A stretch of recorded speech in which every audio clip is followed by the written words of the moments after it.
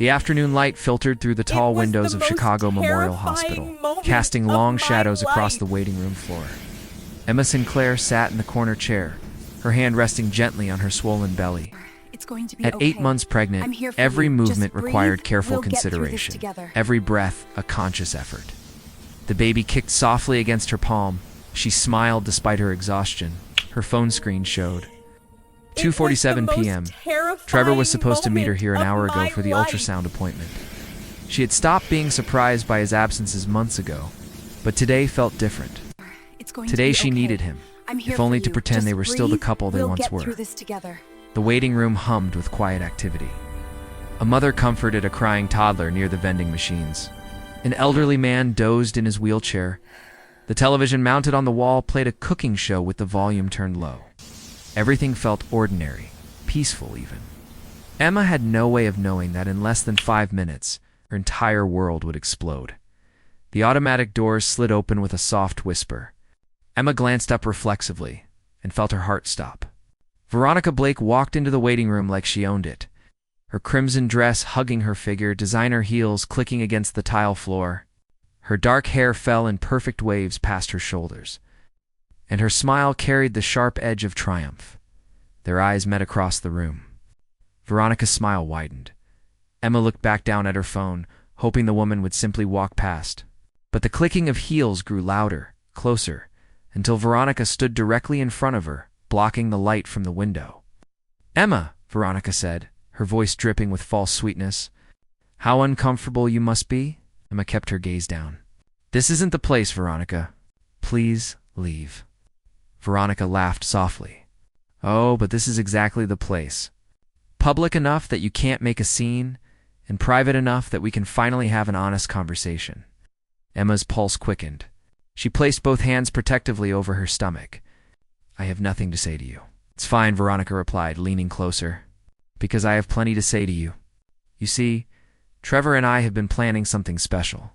A future that doesn't include you playing the martyr in your perfect little marriage." The words stung, but Emma had heard worse. She had read the text messages, seen the credit card charges for hotels and jewelry. She knew her husband had chosen this woman over his family, but knowing and hearing it spoken aloud were two different kinds of pain. "He married me," Emma said quietly, hating how weak her voice sounded. "We're having a baby." Veronica tilted her head, her expression shifting to something colder. "You think that matters? You think a ring and a pregnancy make you special? You were convenient, Emma. Your father's money was convenient. But Trevor doesn't love you. He never did." Emma felt tears burning behind her eyes, but she refused to let them fall. "Not here. Not in front of this woman. If you're done, I need to get to my appointment." She tried to stand, but Veronica stepped closer, blocking her path. The scent of expensive perfume filled the air between them, sharp and suffocating. "You're not going anywhere until I'm finished," Veronica said, her voice dropping lower. "You need to understand something. Trevor is mine. This baby doesn't change that. Your father's wealth doesn't change that. Nothing you do will ever be enough to keep him." Emma looked up, meeting Veronica's gaze directly for the first time. "Then why are you here? If you already have everything you want, why come to a hospital to threaten a pregnant woman?" Something flickered in Veronica's eyes. Anger, maybe, or fear. Whatever it was, disappeared behind her perfect mask, almost instantly. But not before Emma saw it. Because Veronica said slowly, "I want you to know exactly who won." Then, without warning, Veronica's hand shot out and shoved Emma's shoulder. Hard. The world tilted violently. Emma felt the chair sliding out from under her, felt her body twisting as she tried to catch herself. Her hands flew out instinctively to protect her stomach, but gravity was faster. She hit the floor with a sickening crack, her hip taking the worst of the impact. Pain exploded through her abdomen like lightning. She couldn't breathe, couldn't scream. The air had been knocked from her lungs, and all she could do was lie there, gasping, feeling the sharp agony radiating through her body. Around her, chaos erupted. Someone screamed. Footsteps pounded across the floor. A nurse dropped to her knees beside Emma, her hands already checking for injuries. "Call a doctor now," the nurse shouted over her shoulder. Possible placental abruption. Get a gurney. Room for emergency. Emma tried to speak, tried to ask if her baby was okay, but no words came out. She could only stare up at the fluorescent lights above, watching them blur and swim as tears finally spilled down her cheeks. Veronica stood frozen for a moment, her face pale, her perfect composure shattered. Then she turned and ran, her heels echoing down the corridor as she disappeared through the emergency exit. The nurses lifted Emma onto a gurney, their voices urgent but distant. She felt the cold metal rails beneath her fingers, felt the rough fabric of the hospital gown someone had draped over her. But all of it seemed to be happening to someone else, somewhere far away. "My baby," she finally managed to whisper. "Please save my baby." Nurse squeezed her hand. "We're doing everything we can. Just stay with us, Emma. Stay with us." They rushed her through double doors into a brightly lit examination room. Machines beeped. Voices overlapped. Someone placed an oxygen mask over her face, and she tasted plastic and panic as the medical team worked around her. Emma felt consciousness slipping away like sand through her fingers. The last thing she saw before darkness claimed her was her own reflection in the metal surgical lamp above. Distorted and broken, just like everything else in her life.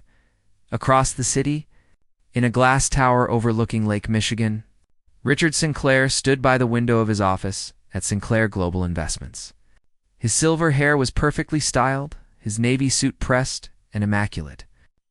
He had built an empire from nothing, and at 62 years old, commanded respect in every boardroom in America. His assistant, Jennifer Cole, knocked softly before entering. "Mr. Sinclair, there's an urgent call from Chicago Memorial Hospital. It's about Emma." Richard's hand tightened on the glass of scotch he'd been holding. "Put it through." The doctor's voice was professional but grave. "Mr. Sinclair, your daughter has been admitted to our trauma unit. There was an incident, an assault. She's stable now, but both she and the baby are at risk. We need you here immediately." The glass slipped from Richard's hand, shattering against the hardwood floor. But he didn't hear it. All he could hear was the sound of his own heartbeat, loud and terrifying, drowning out everything else. "I'm on my way," he said, his voice barely above a whisper. He grabbed his coat and left without another word, leaving Jennifer staring after him with wide eyes. The elevator ride down felt like it took hours. His driver was already waiting, the black Bentley idling at the curb. "Chicago Memorial," Richard said as he climbed in, "and don't stop for anything." As the car sped through the city's streets, Richard stared out the window without seeing anything. His mind raced with questions, with fear, with a rage so pure it felt like ice in his veins. Someone had hurt his daughter. Someone had attacked his pregnant child. And whoever they were, they had just made the worst mistake of their life, because Richard Sinclair didn't forgive. And he never, ever forgot. The car pulled up to the hospital entrance 20 minutes later. Richard barely waited for it to stop before he was out, striding through the automatic doors with the kind of authority that made people step aside without being asked. At the reception desk, he didn't raise his voice. He didn't need to. "Emma Sinclair. Where is she?" The nurse's eyes widened in recognition. "I see you, 4th floor, room 412. The doctor is with her now." Richard took the stairs, unable to wait for the elevator. By the time he reached the 4th floor, his chest was tight, but he didn't slow down. He followed the signs to the ICU and found room for 1312 at the end of a long, sterile hallway. Through the window, he could see her. His daughter, his only child, lay motionless in the bed, surrounded by machines and tubes. Her face was pale, her body small and fragile beneath the white sheets. And the 4th drip fed into her arm. A monitor beeped steadily beside her, tracking her heartbeat and the baby's. Richard pressed his hand against the glass, and for the first time in decades, he felt tears burning in his eyes. A doctor approached, her expression sympathetic. "Mr. Sinclair, I'm Dr. Patricia Hoffman. Your daughter is sedated right now to keep her calm and reduce stress on the baby. She suffered a significant fall, and we're monitoring her closely for any signs of premature labor or complications." "Will she be all right?" Richard asked, his voice rough. "She's stable," Dr. Hoffman replied carefully. "But the next 24 hours are critical. We're doing everything we can." Richard nodded slowly, unable to take his eyes off Emma, the person who did this. "Do we know who it was?" "Security is reviewing the footage now," the doctor said. "The police have been notified. They'll want to speak with you." "Good," Richard said quietly. Then, even quieter, "because I'm going to find whoever did this. And I'm going to make sure they pay for it." Dr. Hoffman hesitated, then placed a gentle hand on his arm. "Mr. Sinclair, I understand your anger. But right now, Emma needs you focused on her recovery, not revenge." Richard turned to look at the doctor, and something in his eyes made her take a step back. "Those two things," he said softly, "are not mutually exclusive." He turned back to the window, watching his daughter breathe, watching the monitor track to fragile heartbeats, and felt something cold and immovable settle into his chest. This wasn't over. This was only the beginning. The night passed slowly in the ICU. Richard Sinclair sat in the chair beside Emma's bed, his hand wrapped gently around hers. He had not slept, had barely moved except to adjust the blanket over her shoulders or brush a strand of hair from her face. The machines continued their steady rhythm, counting heartbeats like precious seconds. Dawn broke gray and cold over Chicago. Through the window, the city woke up, oblivious to the small war being waged inside this hospital room. Richard watched the light change, watched shadows crawl across the walls, and felt something hardening inside him. Not anger anymore. Something colder. Something permanent. Jennifer arrived at 6 a.m. with fresh clothes and coffee. She set them on the table without a word, knowing better than to disturb the silence. But she did hand him a tablet before leaving. On the screen was a single file labeled security footage. It's verified and time-stamped. Richard pressed play. The video quality was sharp, clinical. He watched Emma sitting alone, peaceful and tired. Then Veronica Blake entered the frame, all confidence and cruelty. The conversation was silent on the recording, but body language spoke volumes. Veronica leaning in, Emma shrinking back, then the push. Quick, deliberate, vicious. Emma fell hard. The sound didn't come through the video, but Richard imagined it anyway. Imagined the crack of bone against tile, the gasp of pain, the terror in his daughter's eyes. He watched Veronica freeze, watched her face go pale with realization. Then she ran. The video showed her dropping something as she fled. A small object that skittered across the floor before a nurse picked it up. Richard paused the video and zoomed in. A bracelet. Gold, delicate, with initials engraved on the inside. VB got. He closed the tablet and set it down carefully, as if it might shatter. His hands were steady, but his jaw was tight.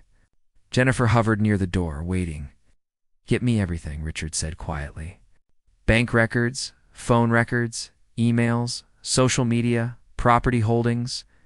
I want to know every breath Veronica Blake has taken in the last 5 years."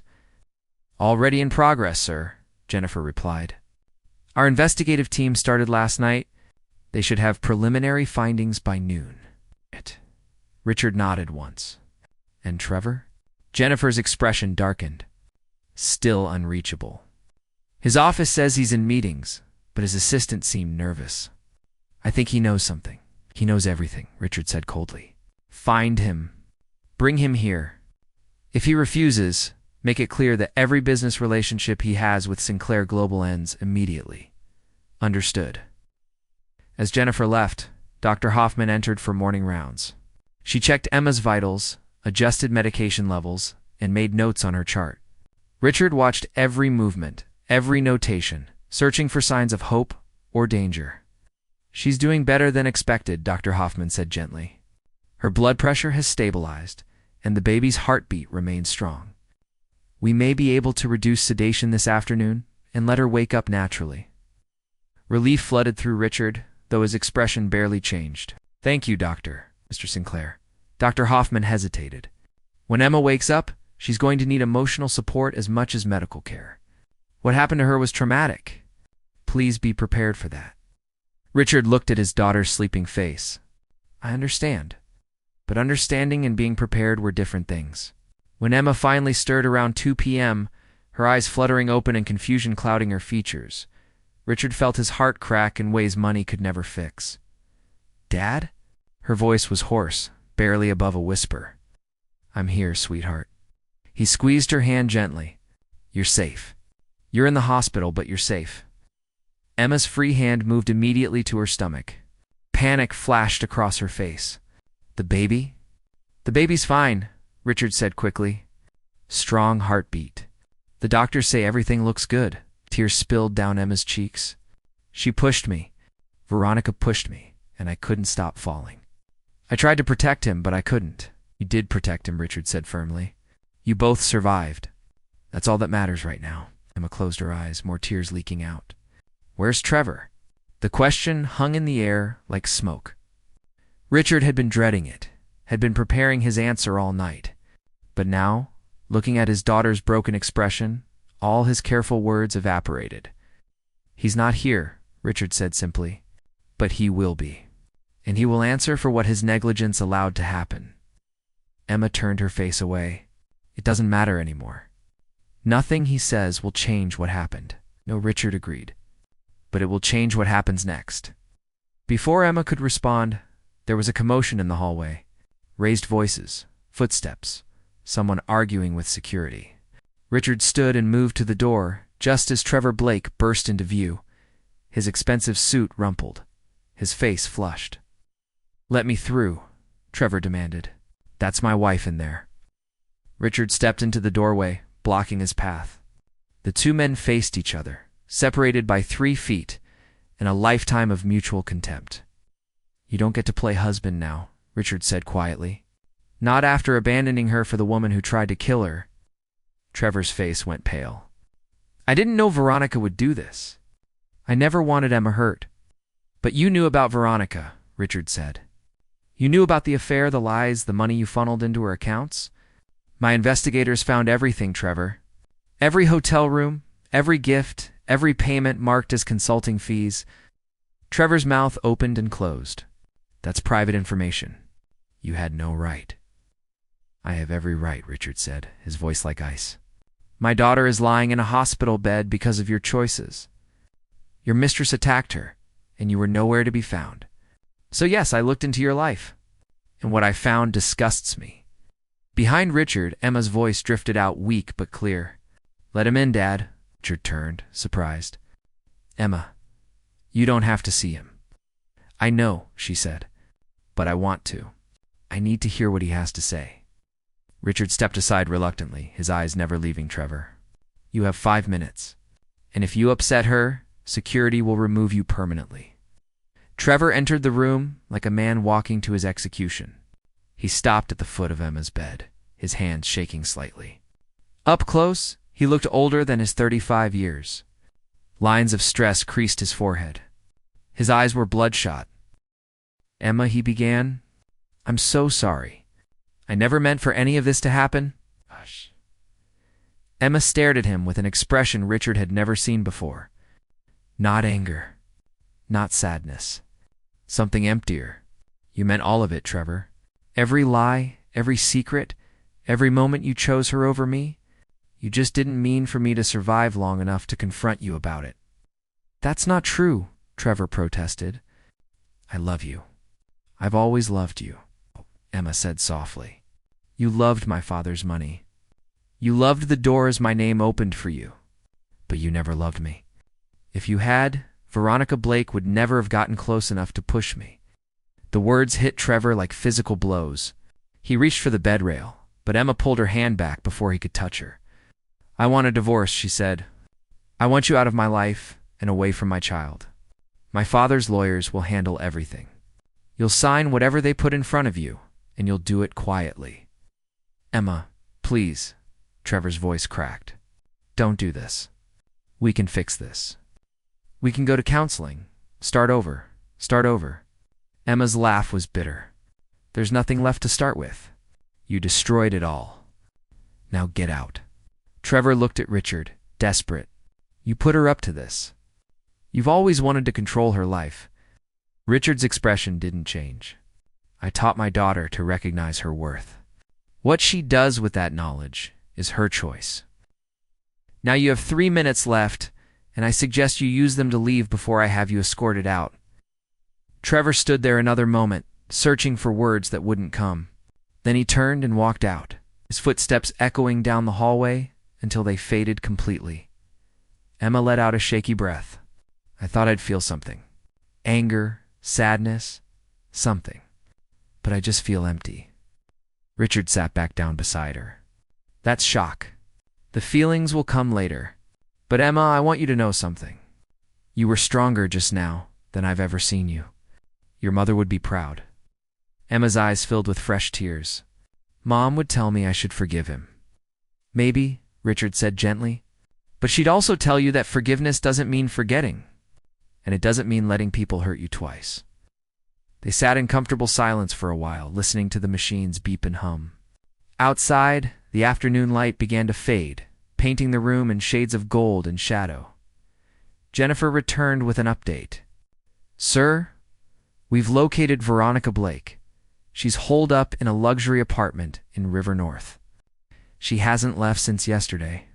Local police have the building under surveillance." Richard stood. "Good, I need to speak with the district attorney. It's time to move forward with charges." "Already arranged," Jennifer said. "The DA wants to meet with you this evening. She's reviewing the evidence now and says she has enough for assault charges. Possibly attempted manslaughter given Emma's condition. Make sure she understands we're pursuing this to the fullest extent," Richard said. "No plea deals, no reduced sentences. Veronica Blake will face a jury." Emma spoke up from the bed. "Dad, what about the media? If this goes to trial, everyone will know what happened." Richard turned to face her. "Let them know. Let the whole world see what happens to people who hurt my family. You have nothing to be ashamed of, Emma. You were the victim. She was the criminal. The tabloids, the gossip sites, they'll turn it into entertainment. Then we control the narrative," Richard said firmly. "We tell the truth first, loudly and clearly. We show them the evidence, the facts, and we make it impossible for anyone to twist what really happened." Emma considered this, then nodded slowly. "Okay, but I want to tell my own story. Not through lawyers or press releases. I want to speak directly." Richard smiled faintly. "Then that's exactly what you'll do." Over the next week, while Emma recovered in the hospital, Richard's team worked with military precision. They compiled evidence, secured witness statements, and built a case so airtight that Veronica's lawyers began suggesting plea bargains before charges were even formally filed. But Richard refused every offer. This wasn't about efficiency. This was about justice. The preliminary hearing was scheduled for 3 weeks out. In the meantime, Emma was released from the hospital with strict orders for bed rest. Richard moved her into his penthouse, where nurses and security monitored her around the clock. He wasn't taking any chances. Trevor tried to visit twice. Both times, security turned him away. His business began to crumble as partners and investors distanced themselves from the scandal. Sinclair Global formally terminated all contracts with Trevor's company, and others quickly followed suit. Within 2 weeks, Trevor Blake went from rising star to pariah. Veronica fared even worse. Her arrest was captured by a dozen cameras. The footage went viral within hours.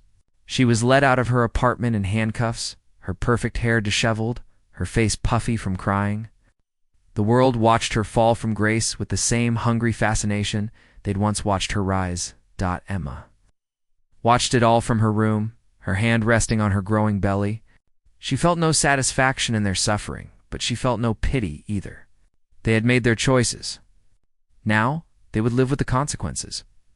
One evening, as Richard sat with her reviewing legal documents, Emma said quietly, "Thank you, Dad, for everything. For fighting for me when I couldn't fight for myself." How? Richard set down the papers and looked at his daughter. Really looked at her. She was stronger now than she'd been before the attack. Harder in some ways, but also more certain. More herself. "You don't need to thank me," he said. "I'm your father. Protecting you isn't a favor. It's my purpose." Emma smiled. Still, not every daughter has a father willing to take on the whole world for her. Then not every daughter is as worth fighting for as you are. They sat together as night fell over Chicago, watching the city lights blink on one by one. Somewhere out there, Veronica Blake sat in a jail cell. Trevor Blake sat in an empty apartment, watching his empire dissolve. And Emma sat safe and protected, her baby moving gently beneath her hand. The storm wasn't over yet. The trial still loomed ahead. But for the first time since that terrible day in the hospital, Emma felt something she'd almost forgotten. Hope, the Cook County Criminal Courthouse stood like a monument to justice in downtown Chicago, its limestone columns reaching toward a sky heavy with clouds. News vans lined the street outside, their satellite dishes pointed skyward like metal flowers. Reporters jostled for position behind police barricades, cameras ready to capture every moment. Inside a black SUV parked at the side entrance, Emma Sinclair took a deep breath. Her hand rested protectively on her belly, now 9 months swollen. The baby was due any day, and her doctors had argued against her attending the trial. But Emma had been firm. She needed to face Veronica Blake in court. She needed to speak her truth. Richard sat beside her, his hand covering hers. "You don't have to do this today. The prosecution has enough evidence to proceed without your testimony." "I know," Emma said quietly.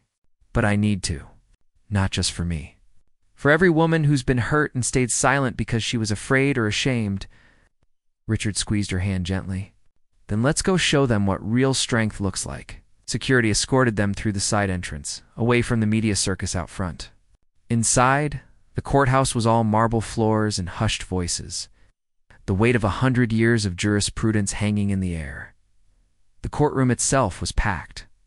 Every seat in the gallery was filled with journalists, legal observers, and curious citizens who had followed the case obsessively online. The prosecution table was manned by District Attorney Michelle Torres, a woman with steel-gray hair and eyes that missed nothing. At the defense table, Veronica Blake sat between her two attorneys. Her designer clothes replaced by a simple navy dress meant to make her look sympathetic. When Emma entered, every head turned. Cameras clicked despite the no photography rule. Emma kept her chin up, her eyes forward, as Richard guided her to the front row behind the prosecution. Judge Harold Morrison entered, and everyone rose. He was a stern man in his 60s, with a reputation for running a tight courtroom and having zero tolerance for theatrics. "Court is in session," he announced. "The people of Illinois versus Veronica Blake. The defendant is charged with aggravated assault and attempted manslaughter." "How does the defendant plead?" Veronica stood, her voice barely audible. "Not guilty, Your Honor." The trial began with opening statements. DeTorres stood before the jury, her voice clear and strong. "Ladies and gentlemen, this is a simple case. The evidence will show that the defendant, Veronica Blake, deliberately attacked a pregnant woman named Emma Sinclair in the waiting room of Chicago Memorial Hospital. The attack was captured on security cameras. The defendant's own recorded words confessed to the crime, and the consequences were nearly fatal for both mother and child. She paused, letting her words sink in. "The defense will try to convince you this was an accident born of emotional distress. But the video doesn't lie. The evidence doesn't lie. And by the end of this trial, you will see the truth clearly. Veronica Blake is guilty, and justice demands she be held accountable." The defense attorney, a polished man named Marcus Webb, stood for his opening. "This case is about a tragic misunderstanding between two women caught in an impossible situation. My client, Veronica Blake, was in a relationship with Emma Sinclair's husband. Yes, that relationship was inappropriate. Yes, emotions ran high. But what happened in that hospital was not premeditated assault. It was a moment of poor judgment, a push that resulted in an unintended fall. My client is deeply remorseful for what occurred, but remorse for an accident is not the same as guilt for a crime." Emma watched Veronica's face as her lawyer spoke. The woman sat perfectly still, her expression carefully neutral. But Emma saw the tension in her shoulders, the way her hands gripped each other too tightly under the table. The prosecution's case unfolded over 3 days. Torres called witness after witness, building an unshakable foundation of evidence. First came the hospital nurses who had responded to Emma's fall. They described the scene in clinical detail. Emma on the floor, the pain, the chaos, the urgent rush to save her baby. Was there any indication this was accidental? Torres asked. No, the head nurse replied firmly.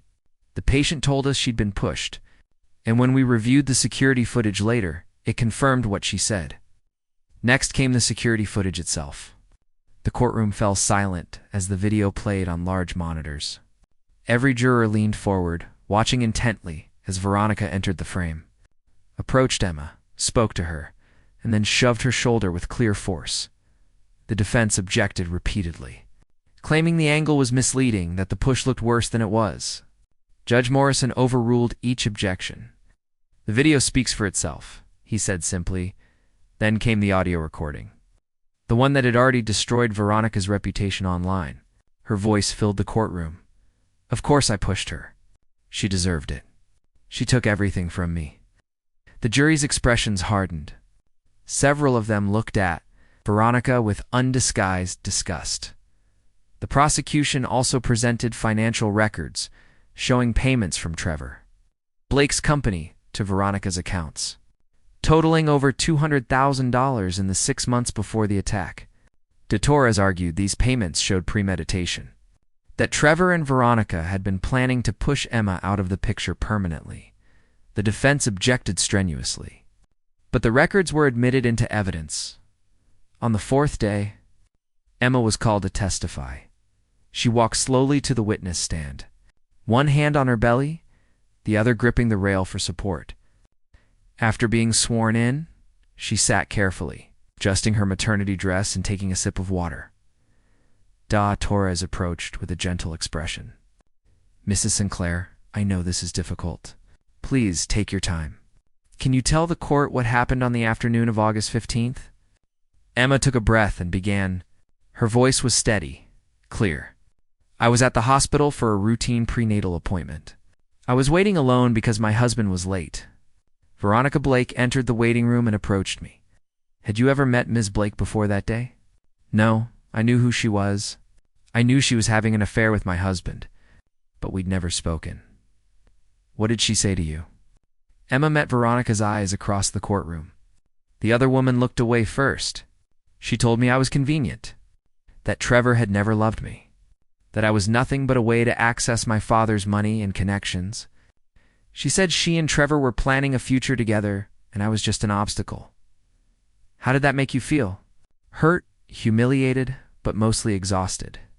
I'd known about the affair for months. I'd been trying to save my marriage for the sake of my baby.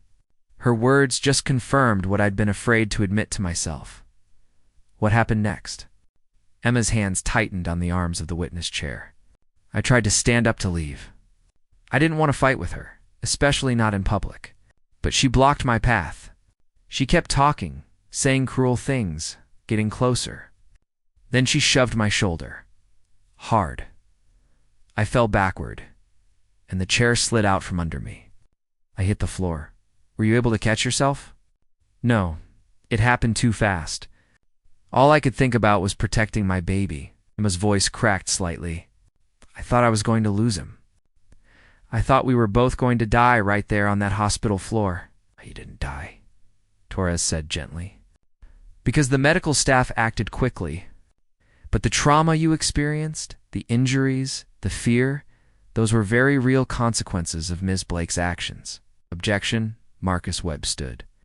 Leading the witness, sustained, Judge Morrison said. Rephrase, Ms. Torres, Ms. Sinclair, what injuries did you sustain? Bruised hip, strained abdominal muscles, elevated blood pressure that put me at risk for preeclampsia. I spent a week in the hospital under intensive monitoring. The doctor said if I'd hit my stomach instead of my hip, I could have lost the baby. The courtroom was absolutely silent. Even the reporters had stopped typing. Thank you, Mrs. Sinclair, Torres said softly. No further questions. Marcus Webb approached for cross-examination, his expression sympathetic but professional. Mrs. Sinclair, I'm sorry for what you went through. Truly. But I need to ask some difficult questions. Prior to this incident, Had you ever confronted your husband about his relationship with Ms. Blake? Yes, multiple times. And how did those confrontations go? He denied it at first. Then he admitted it, but promised it was over. It never was. So you were aware of ongoing deception in your marriage? Yes. And that must have caused you significant emotional distress. It did. Webb paused. Is it possible that when Ms. Blake approached you that day, you said or did something that might have provoked her response? Emma's eyes narrowed. I was sitting in a chair, 8 months pregnant. I told her to leave. That's all. There's nothing I could have said or done that justified pushing me. I'm not suggesting it was justified, Webb said quickly.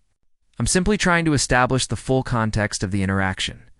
The full context, Emma said, her voice stronger now, is that your client targeted me when I was at my most vulnerable. She came to that hospital specifically to hurt me, and she succeeded. If you're looking for provocation, Mr. Webb, you won't find it. The security footage shows everything. I never stood up. I never raised my voice. I never touched her. She attacked me because she wanted to, and now she has to face the consequences. Webb had no response to that. He returned to his table, and Emma was excused. As she walked back to her seat, Richard stood and embraced her gently. You were perfect, he whispered. The defense called its own witnesses. Ash! Trying to paint Veronica as a woman driven to desperation by an impossible love triangle. They brought in a psychologist who testified about emotional distress and impaired judgment. They presented character witnesses who described Veronica as kind and compassionate. But none of it could erase the video. None of it could explain away her own recorded confession. The prosecution's final witness was Richard Sinclair. Himself, he took the stand with the calm authority of a man who had testified before Congress. Torres kept her questions focused and direct. What is your relationship to the victim? Emma is my daughter, my only child. When did you learn about the attack? I received a call from the hospital approximately 30 minutes after it occurred. I was told Emma had been assaulted and was in critical condition. How did that news affect you? Richard paused, and for the first time in the trial, emotion flickered across his face. It destroyed me. Emma's mother, my wife, passed away 8 years ago. Emma is all I have left. The thought that I might lose her and my grandchild to an act of violence was unbearable. What did you do? I went to the hospital immediately. When I saw the security footage, when I learned what Veronica Blake had done, I made a decision. I would use every resource at my disposal to ensure justice was served. Some might call that revenge, Torres said. Some might, Richard agreed. But I call it accountability. My daughter was attacked. The evidence was clear. The perpetrator attempted to flee. If I hadn't pushed for a thorough investigation and prosecution, would Ms. Blake be sitting in this courtroom today? Or would she have used her connections, her resources, to make this disappear? Webb objected, but Judge Morrison allowed the answer to stand. Richard continued. This case isn't about revenge. It's about making sure that wealth and privilege don't shield people from consequences when they commit crimes. My daughter could have died. My grandchild could have died. That deserves justice, not a quiet settlement and a sealed record. The courtroom erupted in murmurs. Judge Morrison banged his gavel. Order. After 6 days of testimony, closing arguments began.